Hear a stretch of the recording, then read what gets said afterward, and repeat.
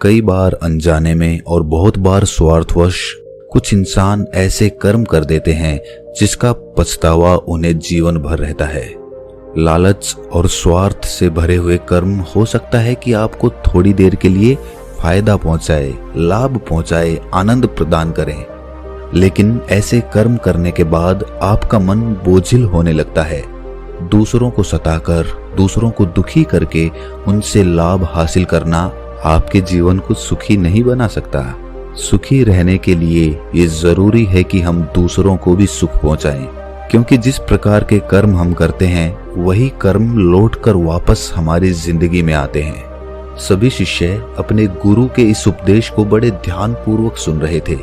एक शिष्य ने ये उपदेश सुनने के बाद अपने गुरु से सवाल किया कि गुरुदेव, हमारे आश्रम में बहुत सारे मच्छर हैं। जब हम रात को सोने की कोशिश करते हैं तो यही मच्छर हमें परेशान करते रहते हैं, तो मजबूरीवश इन मच्छरों को हमें मारना ही पड़ता है।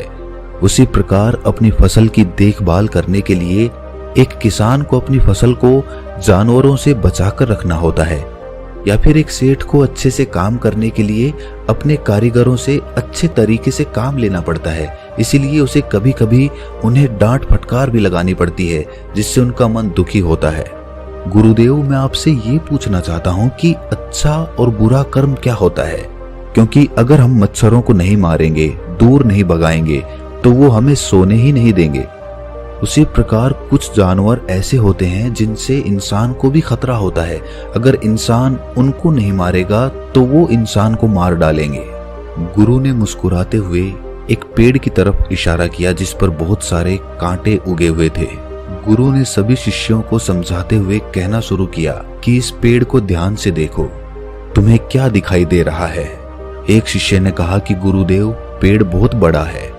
तो दूसरे शिष्य ने कहा कि गुरुदेव, पेड़ पे बहुत अच्छे फल लगते हैं। तीसरे शिष्य ने कहा कि गुरुदेव, पेड़ की छांव बहुत अच्छी है। एक और शिष्य ने बिल्कुल ही अलग जवाब दिया। उसने कहा कि गुरुदेव, इस पेड़ की लकड़ी बहुत महंगी है, बाजार में अच्छी कीमत मिलती है इस पेड़ की। गुरु ने सभी शिष्यों से सवाल किया कि मान लीजिए कोई लकड़हारा इस पेड़ की लकड़ी काटने के लिए आता है और उसे कांटा लग जाता है, तो क्या इस पेड़ ने कोई गलती की? क्या इस पेड़ का वो बुरा कर्म कहलाएगा? गुरु ने सभी को समझाते हुए कहना शुरू किया कि प्रकृति इन पेड़ पौधों को भी ताकत देती है खुद की रक्षा करने की। ये कांटे इस पेड़ पर इसीलिए उगे हुए हैं ताकि ये अपनी रक्षा कर सके, और अगर अपनी रक्षा करते हुए ये किसी को हानि भी पहुंचा देता है तो वो बुरा कर्म कैसे हो सकता है? क्योंकि इसका सर्वप्रथम कर्तव्य यही है कि पहले वो खुद की रक्षा करे, क्योंकि जब ये खुद की रक्षा कर पाएगा तभी तो दूसरों को फल प्रदान कर पाएगा। इसीलिए खुद की रक्षा के लिए किया हुआ कर्म कभी भी बुरा कर्म नहीं होता है। गुरु ने कहा कि जीवन एक द्वंद्व है। यहाँ पर अच्छा कर्म और बुरा कर्म इतना साफ नहीं होता है। आसानी से तुम निर्णय नहीं ले पाओगे कि अच्छा कर्म क्या है और बुरा कर्म क्या है। उसके लिए तुम्हें तर्क शक्ति का इस्तेमाल करना होगा। जब हम किसी हिरण को शेर का निवाला बनते हुए देखते हैं तो हमारे दिल में बहुत करुणा उठती है। उस शेर के प्रति हमारे मन में नफरत पैदा होती है। लेकिन समझने की बात यह होती है कि शेर का शिकार तो हिरण ही है। अगर वो हिरण का शिकार नहीं करेगा तो भूख से खुद मर जाएगा। तो इसमें शेर गलत कैसे हो सकता है? देखिए, प्रकृति के कुछ नियम और कानून होते हैं और उसी के अनुसार संसार चलता है। अहिंसा परमो धर्मा, ये कथन शास्त्रों में भी लिखा हुआ है और हम सब ने सुना होगा कि अहिंसा सबसे बड़ा धर्म होता है, लेकिन सिर्फ तब तक जब तक आपकी सुरक्षा की बात नहीं आती है। जहां पर आपकी सुरक्षा को खतरा होता है वहां पर इंसान को अहिंसा त्यागनी ही पड़ती है। अगर वो वहां पर भी अहिंसा अपनाएगा तो वो कायर कहलाएगा। शिष्य ने सवाल किया कि गुरुदेव, तो क्या फिर मांस खाना सही है?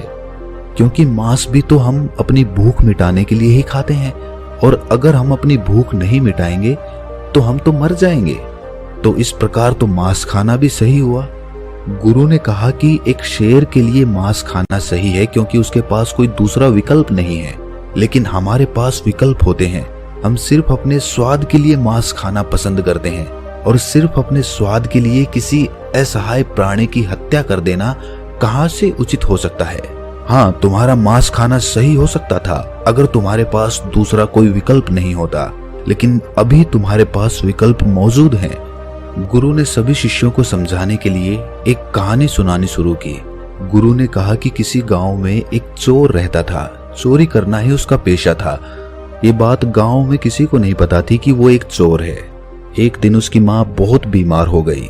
चिकित्सक ने बताया कि इसके इलाज के लिए जो दवाइयाँ चाहिए होंगी वो काफी महंगी आती है, इसीलिए तुम्हें धन की आवश्यकता होगी।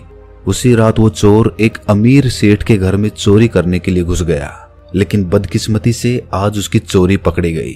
जब सेठ ने उससे पूछा कि आज तक तो तुमने कभी चोरी नहीं की, आज ऐसी क्या मजबूरी हो गई कि तुम्हें चोरी करनी पड़ रही है?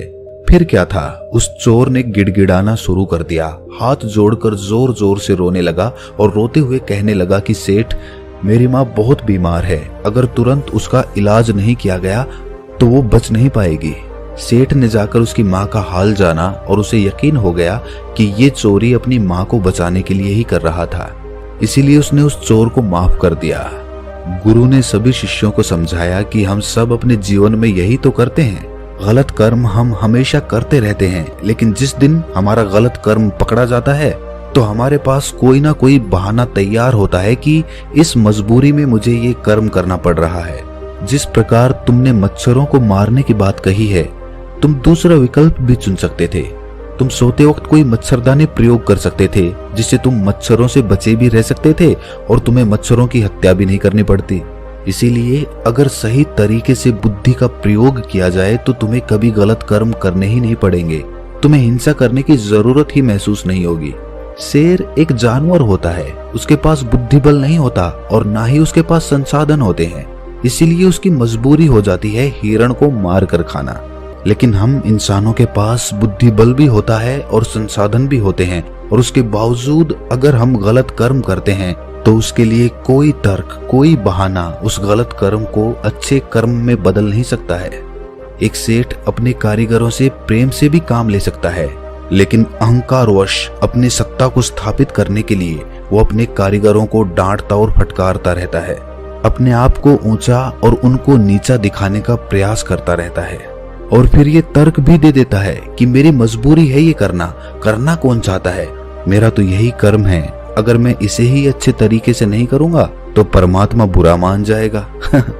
गुरु ने सभी शिष्यों को समझाया कि कभी भी अपने गलत कर्म को सही साबित करने का प्रयास मत करो। ये अहंकार का रूप होता है। आपका अहंकार जो होता है वही गलत कर्म को सही साबित करना चाहता है। वो सोचता है कि मैं गलत कैसे हो सकता हूँ, और यहीं पर आप अपने अहंकार को बढ़ावा देते चले जाते हैं। अगर कोई गलती हुई है तो उसे स्वीकार करो।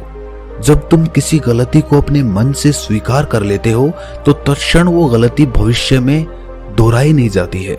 एक शिष्य ने गुरु से सवाल किया कि गुरुदेव, अगर किसी से अतीत में गलत कर्म हुए हैं, गलतियां हुई हैं, तो उन गलतियों को कैसे ठीक किया जा सकता है? कृपया इस पर प्रकाश डालें। गुरु ने कहा कि सबसे पहले तो ऐसे इंसान जो खुद की गलतियों को स्वीकार कर लेते हैं वो बहादुर होते हैं, क्योंकि हर एक इंसान अपनी गलती को स्वीकार नहीं कर पाता। और अगली बात समझने की ये होती है कि इंसान गलतियों का पुतला ही होता है। अगर इंसान गलती नहीं करेगा तो उसका विकास कैसे होगा? गलतियां कर करके ही इंसान गलतियों से पार हो जाता है। अगर एक बार कोई गलती हो गई है तो वो माफ की जा सकती है, लेकिन बार बार कोई गलती कर रहा है तो वो आदमी मूर्ख होता है। ऐसा इंसान बेहोशी में अपना जीवन जी रहा है और उसका विनाश निश्चित है।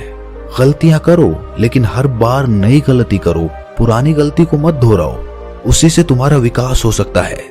गलतियों से जीवन में अनुभव जुड़ते जाते हैं, और जितना अनुभवी एक इंसान होता जाता है उसकी बुद्धि उतनी ही तेज होती जाती है। अतीत की गलतियों का बोझ अपने दिल पर मनुष्य को नहीं रखना चाहिए, इससे उसका दिल बोझिल हो जाता है और वो पूरी उमंग और उत्साह के साथ कोई भी काम नहीं कर पाता। जब भी वो कोई नया काम शुरू करने की कोशिश करेगा तो वही गलतियां उसके सामने आकर फिर से खड़ी हो जाएंगी और वो कोई भी नया काम शुरू नहीं कर पाएगा। और अगर वो कोई नया काम शुरू नहीं करेगा तो उससे नई गलतियां नहीं होंगी, और अगर नई गलतियां नहीं होंगी तो उसका विकास कभी नहीं होगा। इसीलिए गलतियों से डरने की जगह उनसे सीख लेना सीखो और फिर देखो कि तुम्हारा जीवन कैसे चमत्कारिक रूप से बदल जाता है। जीवन प्रतिपल बदल रहा है, शायद हमें उसका एहसास नहीं होता। आने वाले हर एक पल के साथ हम और बूढ़े होते जाएंगे, मौत के और करीब होते जाएंगे, लेकिन हमें उसका एहसास नहीं होता। जीवन की भागदौड़ में मनुष्य ये भूल ही जाता है कि कोई भी सांस उसकी आखिरी सांस हो सकती है। और आखिर में जब हिसाब लगाया जाता है कि उसने कितनी सांसें जी भर के जी, तो पता चलता है कि पूरे जीवन में बहुत कम ऐसे पल होते हैं जहां पर इंसान खुलकर अपना जीवन जीता है, बिना किसी चिंता, बिना किसी डर, मोह, लालच, हर भाव से आजाद होकर वो कुछ ही पल अपने जीवन में जीता है। और वो पल भी उसके बचपन के दिन होते हैं। बचपन के दिन बीतने के बाद हमारे अंदर कितने भारी बदलाव आते हैं, ये हम सब जानते हैं, हम सब साक्षी हैं उसके। जीवन का हर एक पल मुक्त होकर जिया जा सकता है, लेकिन जरूरत होती है सही कर्मों की। कर्मों के बारे में सही ज्ञान होने पर आदमी के अंदर के द्वंद्व खत्म हो जाते हैं, और जब द्वंद्व खत्म होते हैं तब शंका मिटती है, और शंका मिटने के बाद इंसान का एक नया जन्म होता है। आज तक हम शंका यानी कि संशय में ही तो जीते आए हैं। ये खरीदूं, वो ना खरीदूं, इससे बात करूं, उससे बात ना करूं। हर चीज में हमारे दो पहलू होते हैं, हर विचार हमारा बटा हुआ होता है। इसीलिए हम कोई भी निर्णय पूरे मन से नहीं ले पाते, हर निर्णय आधा अधूरा रहता है, और इसीलिए हमें अपने जीवन में कभी सफलता नहीं मिल पाती। लेकिन एक बार अगर आपको समझ में आ जाए कि क्या सही है क्या गलत है, तो आपके मन में से सारा संशय दूर हो जाएगा, और वो संशय दूर होने के बाद सफल होने से कोई नहीं रोक सकता आपको। अपने विवेक का इस्तेमाल करना सीखिए, बुद्धि का उच्चतम प्रयोग करें, तभी आपको पता चलेगा कि क्या सही है क्या गलत है। हर समय सही और गलत का निर्णय इतना आसान नहीं होता है, क्योंकि दुनिया में, असल दुनिया में सब कुछ इतना साफ साफ नहीं होता। हमें चुनाव करना पड़ता है, हमें अपनी बुद्धि का प्रयोग करना पड़ता है, विवेक का इस्तेमाल करना पड़ता है, तब जाकर हम कहीं ये निश्चय कर पाते हैं कि क्या सही है और क्या गलत है। और यकीन मानिए, अगर आपने सही कर्मों की धारा पकड़ ली तो आपका जीवन धन्य हो जाएगा, क्योंकि जीवन में जो करने योग्य होता है वो सही कर्म होता है। लेकिन अधिकतर लोगों को सही कर्म का मतलब ही नहीं पता होता। कर्म तो हम सभी करते हैं, लेकिन परिणाम हर किसी को नहीं मिलता। परिणाम सिर्फ उन्हें ही मिलता है जो परिस्थितियों के अनुसार सही कर्म करने का साहस दिखाते हैं, जो चिंतन करके ये जान पाते हैं कि कर्म का सिद्धांत क्या होता है और अलग अलग कर्मों का हमारे जीवन पे क्या असर पड़ता है। जब इंसान भली भांति अपनी दृष्टि से ये सब देख लेता है, तब उसका कर्मों के बारे में सारा संशय दूर होने लगता है, और तब धीरे धीरे अनुभव के साथ उसे पता चलता जाता है कि जो कर्म वो कर रहा है वो किस श्रेणी के कर्म है। क्योंकि 3 श्रेणियां होती हैं, उच्चतम श्रेणी, मध्यम श्रेणी और न्यूनतम श्रेणी। जो मनुष्य बिना किसी लालच, मोह या द्वेष के कोई निर्णय करता है, कोई कर्म करता है, तो ऐसा कर्म हमेशा उच्चतम श्रेणी में आता है। और जो इंसान दूसरों को दुखी करने के लिए अपने मोह, अपने लालच और अपने द्वेष के अभिभूत होकर कर्म करता है, वो न्यूनतम श्रेणी में आता है। अब आपको खुद आकलन करना है कि जो भी आप कर्म करते हैं वो किस श्रेणी में आते हैं, और अगर वो श्रेणी न्यूनतम है तो उसे उच्चतम लाने का प्रयास कीजिए, तभी आपका जीवन बदलेगा। वरना तो जीवन भर आपके कर्म आपको प्रभावित करते रहेंगे, आपको दुखी करते रहेंगे। अपनी बात को खत्म करते हुए गुरु ने आखिर में कहा कि जो भी गलतियां करो होश पूर्वक करो, बेहोशी में नहीं। और होश जीवन में तभी जागृत होता है जब तुम ध्यान की अवस्था में प्रवेश करते हो। इसके बाद सभी शिष्य अपने गुरु के निर्देशों के अनुसार ध्यान में प्रवेश कर जाते हैं। तो दोस्तों, कैसी लगी ये कहानी आपको कमेंट सेक्शन में जरूर बताना, और अच्छी लगी हो तो इस चैनल को सब्सक्राइब करके नोटिफिकेशन बेल को जरूर प्रेस कर देना। तो मिलते हैं अगली कहानी में, तब तक के लिए अपना ख्याल रखें।